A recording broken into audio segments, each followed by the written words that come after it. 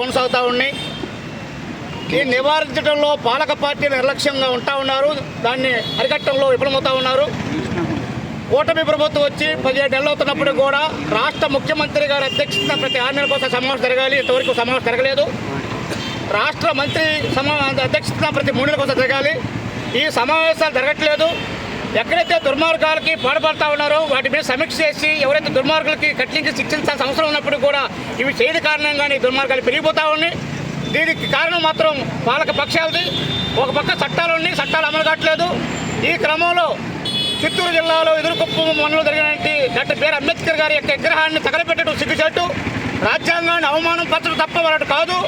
దీనికి కేంద్ర రాష్ట్ర ప్రభుత్వాలు కూడా బయటహించి ఎవరైతే దుర్మార్గానికి పాల్పడ్డారో వాళ్ళ ఘటన మీద సమగ్ర విచారణ జరిపించి వాళ్ళని అరెస్ట్ చేసి కఠినంగా శిక్షించాలని చెప్పి డిమాండ్ చేస్తా ఉన్నా. అండ్రా మాల్యాద్రి, కేవీపీఎస్ రాష్ట్ర ప్రధాన కార్యదర్శి.